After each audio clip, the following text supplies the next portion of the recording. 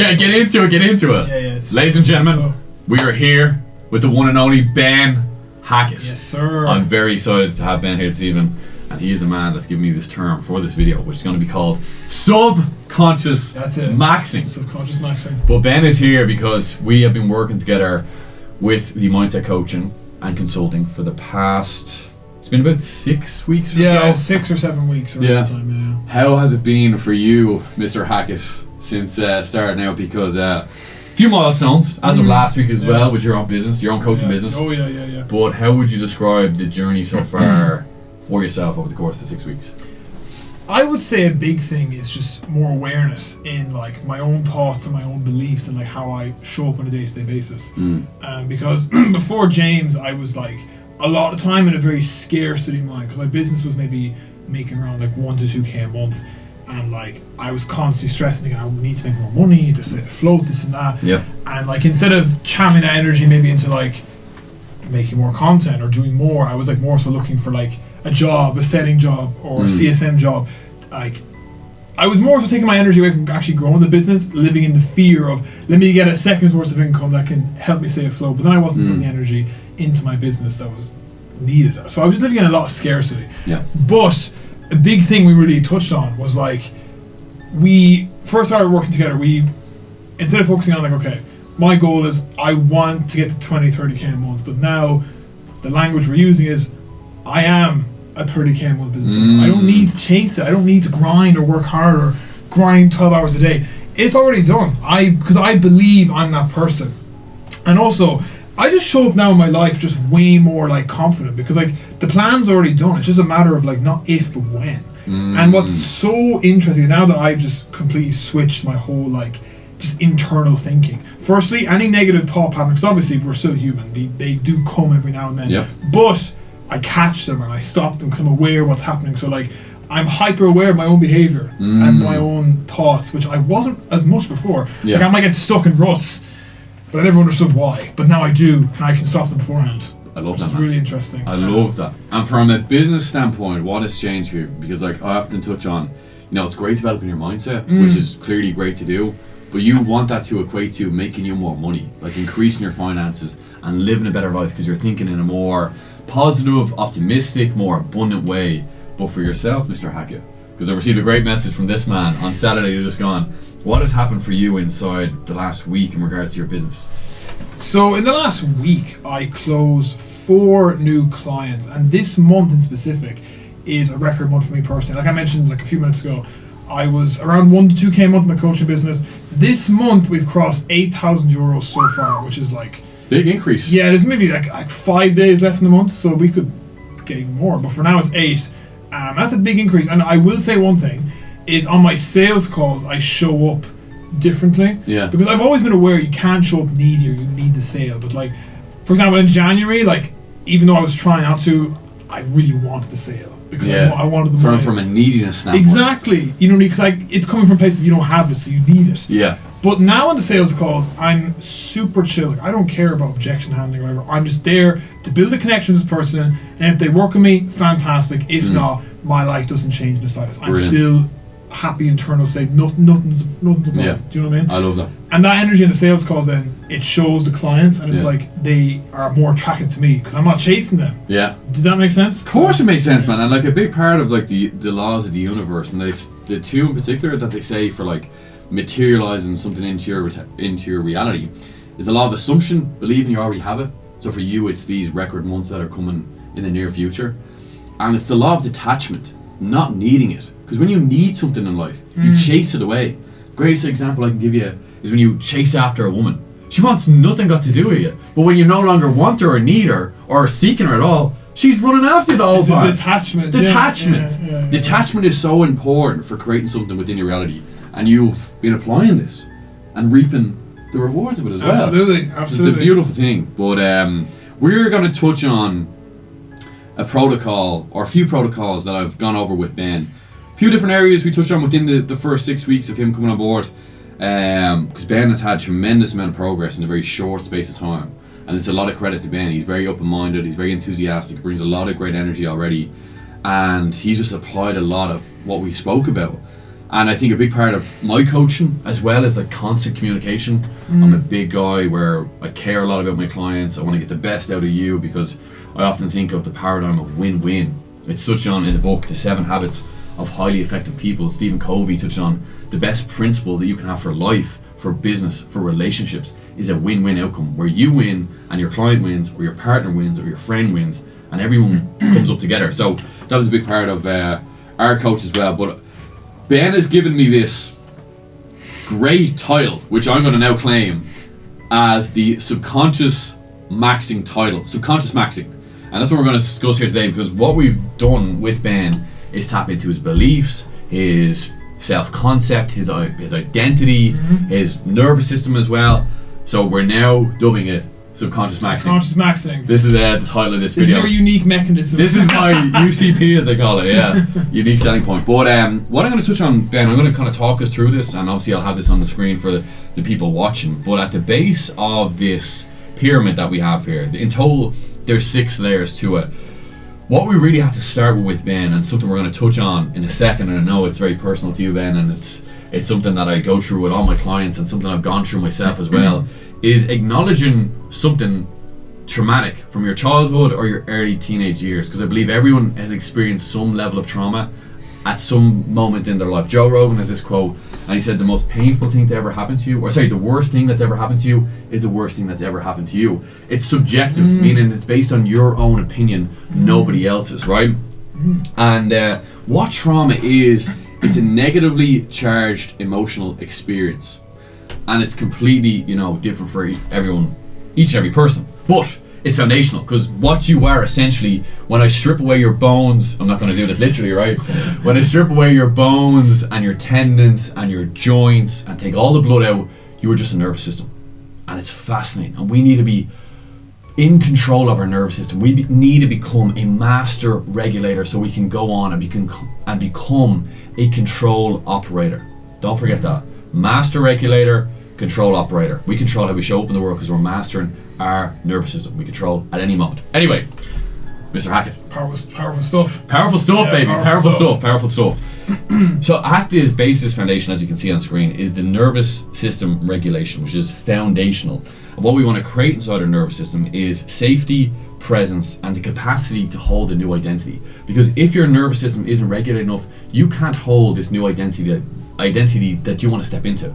As much as you push and try, it will rebel and it will reinforce old habits and old patterns and old identities. Everything is just pattern recognition. And if we can become aware, like you have with your thought patterns now at the moment, your behavioural patterns, we tap into becoming aware of how we operate in this world. It's all pattern recognition, and we just want to be consciously aware of that. But for yourself, man, from a nervous system standpoint, because we've done some breathwork practices, you've discussed this on your YouTube videos. You like to start your day with breathwork. Now, for you, have you began to feel more regulated inside your nervous system from the standpoint of maybe feeling less anxious, where you're tapped into that sympathetic way of being, where you're more rest and digest, feeling at ease inside yourself? How would you describe how your nervous system is at the moment? Yeah, I think it's very relaxed. Like with breathwork especially, it's amazing how it can just relax your whole body. Even just a quick deep breath in and just out, it just relaxes your whole body. I don't know how to describe it other than just it feels good. Yeah. And it just calms your whole self. So I start to do that a lot now. And even for example, if you're with me, I'm an appointment setting coach. I'm on Instagram, I'm doing loads of things, content, clients, this and that. Your brain can get noisy, and it can make it hard to think as well. While doing breath work can just kind of reset yourself and get you back present in the moment. It's so powerful. It's incredible. So I've loved it so far. It's a cheat code. It literally is. Yeah. It is. Meditation, I used to think, what the fuck is that? But it actually works. It's really good. It does. It works. Box breathing, meditation, rhythmic breathing, all these practices work. And I had the pleasure of meeting the author of The Oxygen Advantage, Patrick McEwen's his name, and I met him in the studio back in 2023, and he said this very profound sentence to me. And at the time I was meditating, but I wasn't big into the nervous system or even the breath as a whole. And he says, the greatest regulator that we have inside our body is the breath. It's like the remote control of our nervous system. When we have control of our breath, we have control of our nervous system. And that's what you're feeling right now, Ben. Like, you're feeling maybe less anxious or less panicked about things. You're more centered, you're more in control. And it's so funny. It's like things are now opening up for you. Opportunities are coming your way. More clients are coming towards you. And like you said, all these clients that are now coming to you are the right fit. Because the energy you're giving off is just completely different. And people might say this is woo-woo, but I'll explain it in a second in regards to a deeper concept of emotions. Because what our emotions are just energy and motion. When we feel more peaceful inside ourselves, more opportunities become clear, because like a peaceful mind will see opportunities where a panicked mind, a stressed mind only sees problems. You know? Wow. Yeah. We want to only, a peaceful mind only sees solutions, a panicked mind sees problems. Just remember that, okay? I'm going to move on to the very interesting part next, Ben. There's a big thing for me is working on the self-image, the identity, and we just done the I am statements, and you're stepping into a heightened version of you. We call it the Ben Hackett 10.0. Yeah, 10.0. 10.0, baby. 10.0. 10.0 or 10x version of Ben. But self-concept is very important, because you can't reach the heights you want to get to unless you have a heightened version of yourself inside yourself, you know, because your behavior is going to follow through off the back of that. But right now, Ben, what would you say, or who would you say you believe you now are? What are your new standards? What is this new kind of self-image you've created inside of yourself? Yeah, well, for me, like, I think what I mentioned at the start of this podcast was like, I've always wanted to get to that 20, 30k month. Like, I was always chasing. I always felt like I'm here and the goal is there. I'm like miles off it. But now, like, my identity is I am a 30k month business owner. I am that kind of person. I do the inputs needed to make that happen, like that make the outcome inevitable. I am that person. So it's no longer I want to get there or I'm not there yet. I am that person. So my identity is, and a big thing as well, especially from Ireland, like we don't do any identity work in school or college or anything. So you're just thinking, okay, 9 to 5, you know, keep the head down, like keep working, keeps you busy, you know, the typical sayings. But like thinking bigger is not really like taught. So it's like it's natural you think smaller because you grew up in that environment. Well, I did anyway. And now it's like I just have allowed myself to just grow in terms of break out of that small town, small thinking mentality. Yeah. Because like there's no ceiling to what you can achieve. You can like go as big as you want. It's just about believing it. And if you believe it and you say you are that person, you'll attract it, because like the energy you give off and just you're showing up differently because you're that person. Yeah. It's so true. It kind of feeds into my next point about kind of beliefs. You know, first we have the identity, which is self-image, then we have got the beliefs, because every time that you are inside yourself right now, whatever you believe, it's the truth. A belief cannot be a lie, okay? So whatever you've told yourself, whatever beliefs you have about money, about your own self-worth, about your life as a whole, it is the truth. It is your truth. It is nobody else's truth. And your nervous system sees that as a thought that is true. It embodies that belief, and that then goes on to feed into your behavior. So beliefs and behavior are tied very closely to each other. So whatever you're believing in life, you're going to live up to. So for you, it's like getting to the heights of the great 20k months and beyond that at some stage. And right now, you're stepping into believing that you're going to go and do that. And the examples that you gave me earlier on in regards to, we had practice where we had I am statements written up. You have a heightened intention with an elevated emotion. So a heightened intention might be like, I'm a businessman that earns 30k per month, and then the emotion might be love, gratitude, joy, freedom, conviction, confidence in what you're doing. You want to attach this feeling because that's what draws the experience into you. But for you anyway, Ben, get back to beliefs for a moment. What beliefs, you don't have to go too deep into them, but what beliefs have you instilled inside yourself now that maybe weren't there before? I think more certainty is the big one. Just more certainty in terms of like, when I would say I want to get to 20, 30k month, I didn't really fully believe like I could do it, or I didn't believe it was possible. I just like I said, I thought it was a goal that was very, very far away. But what kind of hit me is like I felt like that for years, and I was like, if I don't change my beliefs, it's like it'll always feel far away. The goal will always feel that way. And so now it's like more so certainty that like I'm sure of myself that I am that kind of person, and like it will happen because I believe it. I am that person. I show up as the person that makes that happen, and it's already done. It's just not a matter of if, but when it happens. When it happens, man. Exactly. And like that's where the conviction part comes in. You've got to convince your whole system that it's gonna happen. Yeah. and have the confidence to back it up. Yeah. Do you know what I want to add as well? Because like, after learning this myself, I've started to apply small doses to my own students as well. I have some of my students that say, "Oh, I'm hoping I can quit my 9 to 5 with setting. I'm hoping, like, let's see if it works out." I was like, "No, you are going to do it." Like, I'm installing the belief that because they don't, some of them don't fully believe because they haven't, learned this yet. But now I'm teaching them as well that if they fully believe in themselves, like, the outcome will happen. The outcome will happen.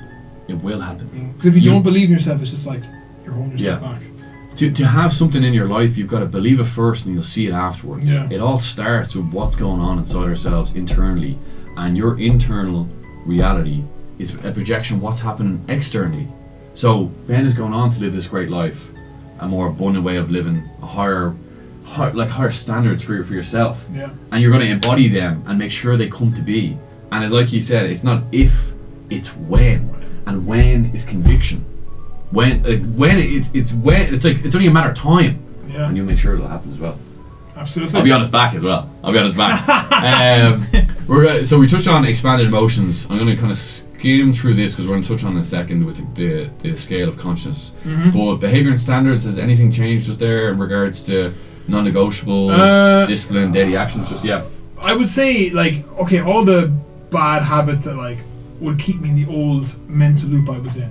First, I'm aware of them. I understand why they're there and where they're coming from, and then just stopping them. Essentially, it's now just like replacing those like behaviors with like the right behaviors that align with the 30k month version of myself. So yeah, brilliant. The tip of the pyramid we have here is expression and output. So this is where we've done all the work, we've changed our identity, we've got a new set of beliefs. We're beginning to align our behaviour to them beliefs and that identity. We want to see a difference in our world, and that comes in the form of expression or the form of output, because like the effort we're putting in, we want to see a return for that. For you, obviously, the one thing that stands out in my mind, I suppose there's a number of things, but from a business standpoint, it's been the 4 clients I signed last week. Your energy is much different. You're giving off that good energy. You're getting it back in return. But are you actually feeling a difference in yourself and the world around you as well, as of now? Yeah, I feel like I do, to be honest. It's like more so just, I don't know the best word to describe it. It's just like more positive and more just like, because now it's like I'm not really like stressed. Not I gotta make this happen. I gotta work hard for the business. I gotta make the money. It's like it'll all come. It'll all work out. Like I don't have to like be like grinding 12 hours a day to like push. Like it'll happen. And that doesn't mean I don't do anything, but it's like I approach life with a more like relaxed standpoint, and it's just like conviction of myself, conviction of my product, and the kind of clients I've attracted. These 4 clients here, all my ideal clients, super chill, ready to go. Like I'm going to enjoy working with them over the next like 4 or 5 months. And it's just it's the energy I'm giving off, because I have such certainty in myself. I don't need to convince anybody. If they're on a sales call with me, you want to move forward, fantastic. If not, no worries. Have fun. Like it's literally fine. I love that. I don't change. I don't need them. Of course, I'd like to work with them, but I don't need them. That's the difference. So they're feeling the energy. They're feeling the like, I don't need you energy. I'm just here to genuinely help, because that's how I approach calls now, and it's working very well. So brilliant. Give it a go. Brilliant. There you go. Law of detachment again. Exactly. Yeah. I love that. What we're going to move on to, Ben, is the scale of consciousness. I think we've kind of touched on this briefly, but the reason why I love this so much and why it makes so much sense is like when we feel, so the upper end of the scale is peace, joy, love, reason, and the lower end of the scale is fear, grief, apathy, guilt, and shame, right? They're contracted emotions where we don't want to be seen from the world when we're feeling fearful, when we're feeling apathy, when we're feeling shame, when we're feeling guilty. We want to cower away, essentially. But when we're feeling peace, joy, love, and reason, we want to show the world, man. We want to just show everyone what's going on, right? And they call that expanded emotions, right? For you, Ben, when you first came, we kind of, I don't know if we looked at this graph in particular. We did, yeah. Where would you have said you were at the start then? I'd say fear and desire was where I was at. Because, like, fear, multiple things. Like, even as simple as, like, posting on Instagram. I was afraid of judgment. So, like, I had that feeling as well. But now I've done it, it's like, it doesn't even matter anymore. Desire of, like, wanting to, like I said, get to 20, 30k, but that's the thing. I wanted to get there. My language I'd use is, like, I want to get there. I want to grow to that point. Not I am. It's like I want. So it's like coming from a place of I don't have it. Do you know what I mean? But now I would say I'm probably at maybe like reason and love. I'm on enlightenment, yes, we're getting there, but we went from fear and desire to now I would say love and reason. Okay. Cool. Maybe even close to joy. Because like over the last few days I've been like high on life with the clients and everything. Even like what's funny, it all works out. I got client piff on my birthday. Yes! I already woke up, Stripe notification. Happy days, man. That is a good day. That's a brilliant day. Brilliant day. And like that's such a big leap because you've literally gone from the bottom of the scale up towards joy and love. Like you're in love with the life you're living. Yeah. You know? And you're high on life. It's so interesting as well. Like for the first like 6 months of running my business, I was on the lower end of that scale. And it's insane how much it holds you back. Because you can say tactic this, like every IG ads funnel works. Like the tactics work, but like it's like what goes on in here is what actually happens with the outcome. Like depend. Even like when I invested in my first ever appointment setting coaching program, at the time, like when I was still an appointment setter, I was ready to go. I took action instantly. I learned information. In 2 weeks, I got a job. Well, there was other people in that program that never got a job, and it was just up here, the wrong mindset, expectation, and probably as well lower down on the scale, just held them back. Do you know what I mean? There you go. It's incredible, man. It's incredible in a short space of time. And I think the biggest factor of all this, man, is just like a degree of awareness of yourself. That's what's helped bring you up to nearly the top of the scale. Yeah, I would say like over like 2 years ago, my awareness was like zero. I had no idea why I would think the way I did. I remember I would like maybe burn out or fall into ruts 3 or 4 times in the year. And I had no idea why. I was like, why the hell does this keep happening? But now it's like what I can see now is the trigger points, that what could begin the downward spiral. Before, I only realized once the downward spiral had happened that I was in the slumps. Yeah. But now I can stop myself before something. It's like you foresee it coming. It's like I spot it. It's like it's over there, and I see you creeping in, but I see you, and I'm gonna make sure I deal with you before you get there. The best way to describe it is I actually saw a reel going over this. It's like now it's like my brain used to control me, but now it's like my eyes can flip backwards and look into my brain and see what the thoughts are coming, why they're coming. And stop it. Change the pattern interrupt. Yeah, and how do you do that for yourself? How do you do the pattern interrupt? I think, well, firstly, like the work we did, like when we had one of our first sessions, we wrote down on the whiteboard, okay, like all my beliefs, why I believe this, where it comes from. And it's just understanding your mind. That even can come into, for example, maybe things that happened in your childhood that you actually haven't dove into. Trauma, maybe beliefs passed down from parents, like if you understand why you think the way you do or where it comes from, that's how you can stop it. You have to understand like why it's happening. Yeah. If you don't understand that, you can't fix it. You're lost. Exactly. Yeah, you're so lost. Yeah. So that's how I'd say I flip my eyes back because I understand where. This fella should be a coach. He's the next coach. He's gonna be my first hire or my second. The truth about this, well, just to kind of give a brief synopsis in regards to this scale of consciousness. It's it's changing how you feel. Changing how you feel doesn't magically pull the opportunities out of thin air, but what it does do, it changes what you notice. Like Ben said, has more awareness now.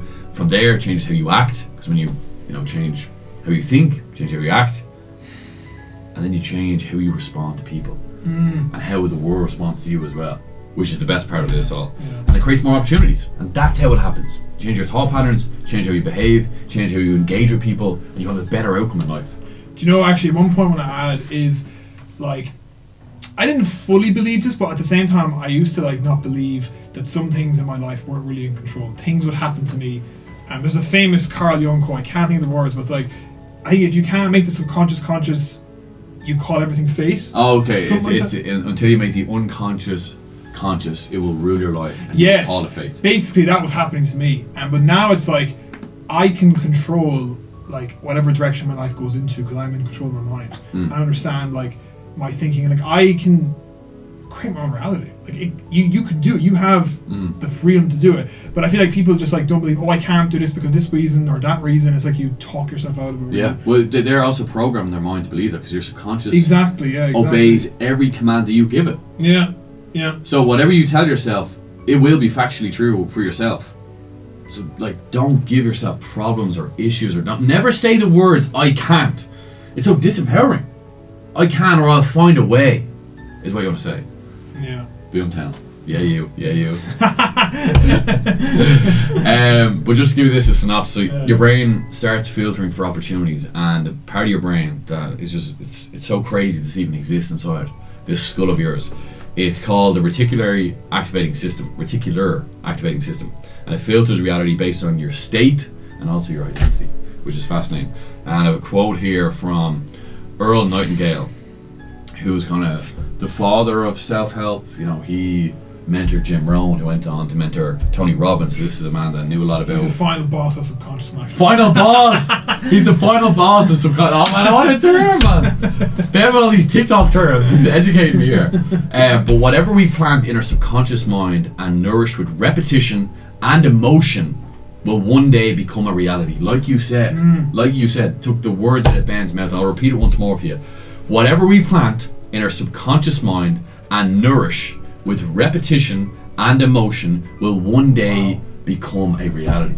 Wow. What do we just do inside on your own? Yeah. The I am statements. Yeah. If we keep doing that, repetition, but emotion. the same goes for negatives as well. If you keep saying, "Oh, this is so hard," or "I hate this," or whatever, your life's gonna be miserable because you're programming your subconscious mind to believe negativity or positivity. Or positivity. Yeah, it's like it works either way. Your subconscious mind is like fertile soil, and you can plant two seeds. You can plant sunflower seeds, which are like beautiful, bright, positive thoughts, or you can plant nightshade, which is a deadly poison, which is negativity, which is doubtfulness, which is fear-based. And whatever you plant is going to grow. Whatever you seep, you will reap. Whatever you sow, you will reap at some stage. So like right now, we're becoming conscious about what we're planting inside your mind, inside my mind, inside the minds of everyone watching this video, because we want the best for you. And like Ben says, your thoughts create your reality.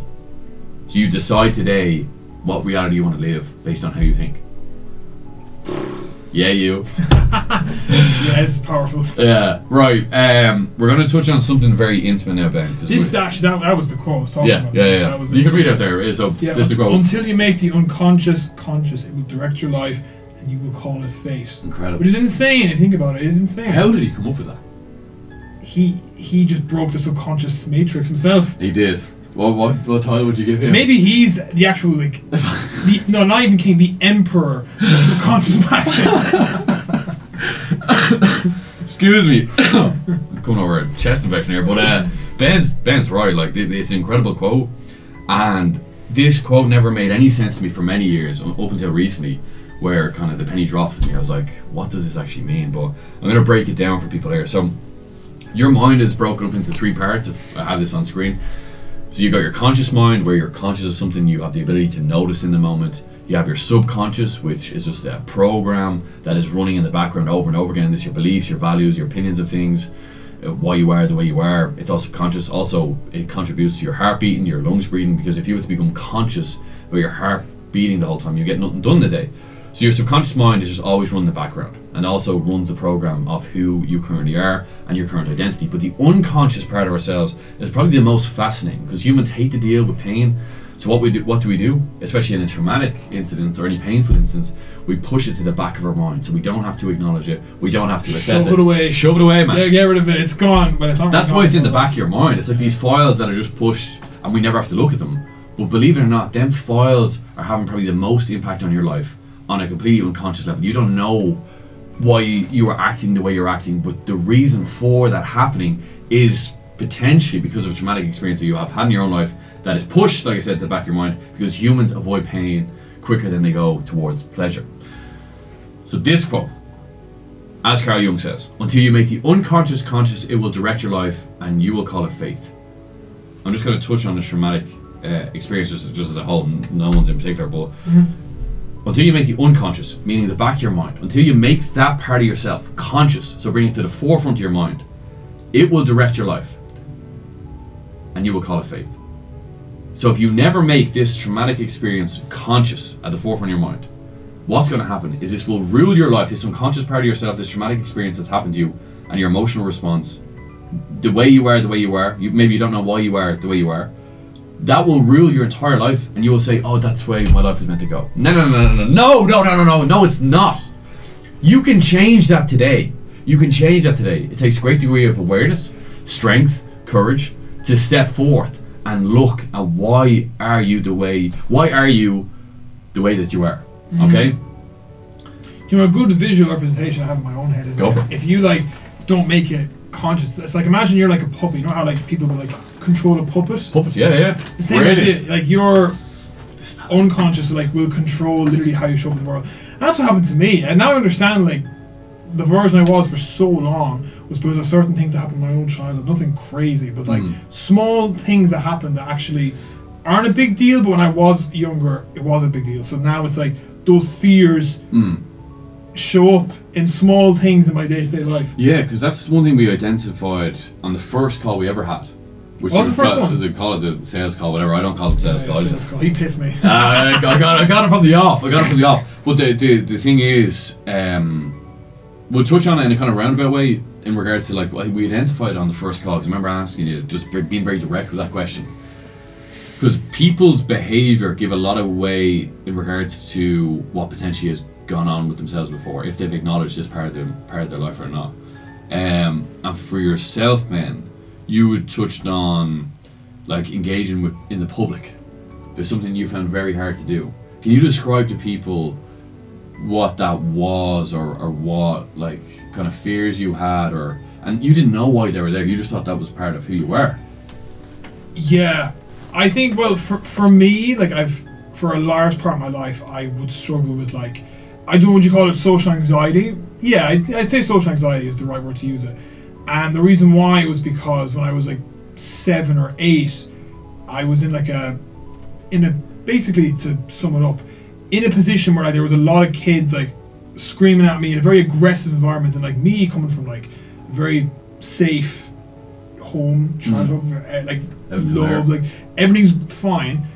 I was not used to this aggressive. It was on holidays in France, like this aggressive environment I was in, where like kids were screaming, shouting at me. I think a good idea, because you explained this brilliantly to me. Even if you could just let the viewer, the listener, what was the situation, give a bit of context to it, and what happened, so they have a good idea. Yeah, so the context was we were in France. I was 7 or 8 years old, and we were in like a park, like I don't know what it's called, like a swimming park. Holiday park. Yeah, that's the word to use. Yeah. And basically, I was going up to a slide, to like go on a slide, and there was about 15 to 20 French kids, but I couldn't speak French, I'm Irish, so I skipped the line without knowing, and they all went for me. I didn't get verbally attacked, but like, or not, sorry, I didn't get physically attacked, I got verbally attacked. They were screaming, shouting, pointing at me. It was very aggressive. And which is a threat. Yeah, like my nervous system and my whole body was just like, oh fuck, like I completely just froze up, and I ran away, and I was running away, they were all pointing and laughing and sniggering, and I just hid it in the back of my mind. But then when I grew up and now I'm older, I realised that, like, for example, approaching new people, making conversations, making connections, like that part of my brain wants to just ideally not do any socialisation, maybe know a couple of people and just keep to yourself.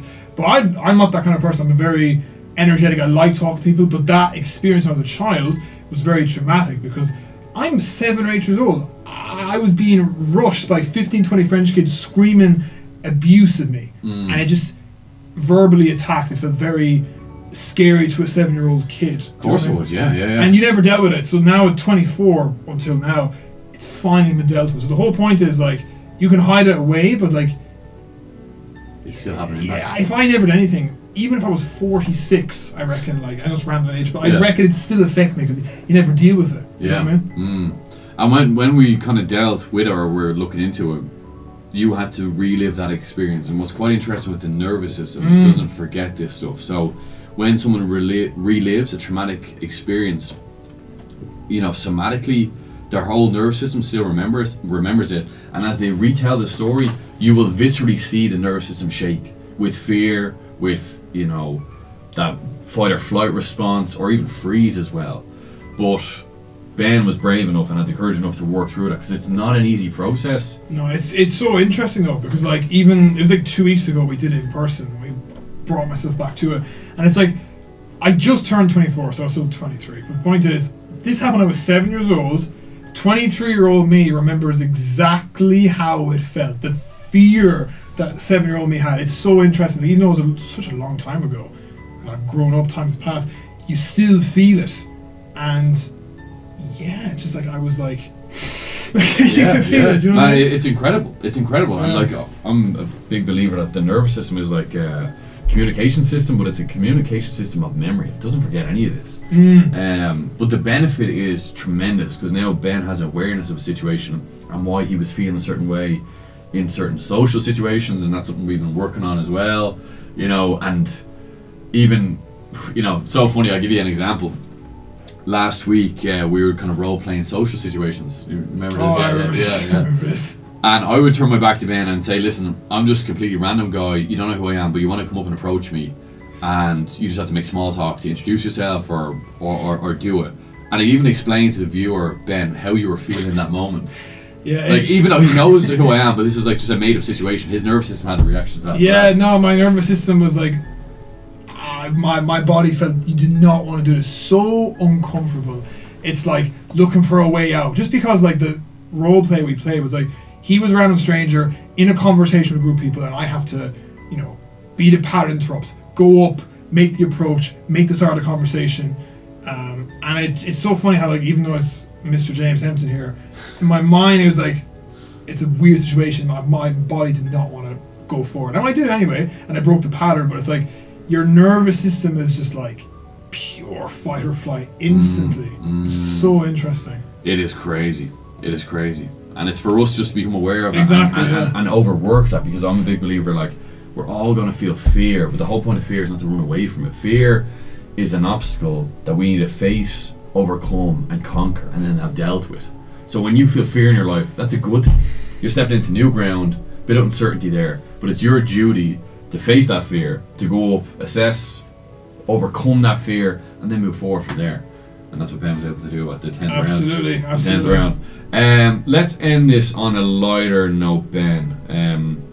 A small bit again, just got to do with the breath work. We'll dive a bit deeper now over the coming weeks, and it's got to do with like meditation and regulating your nervous system. But after you've finished the box breathing sessions that we've done so far, how has that impacted your day as a whole, with a few of you've done up until this point?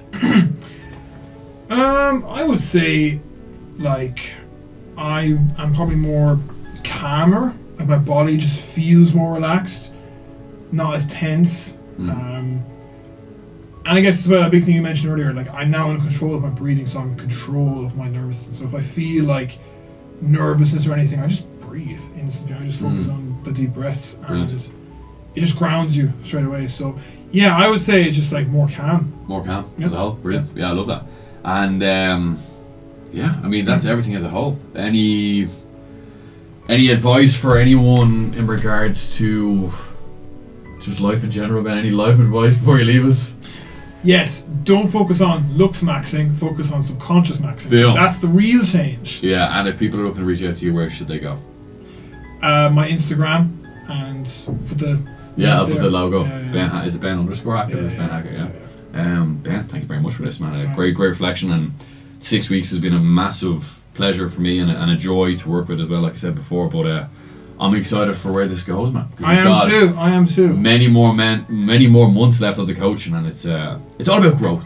The main thing is that we just want to continuously grow and develop ourselves into the best version of ourselves. Absolutely. And this man is on that path. So yeah, onwards up to move. Thank you to everyone watching. We'll catch you on the next one. All right, take care. Boom. Nicely done, man. Absolutely. Love that.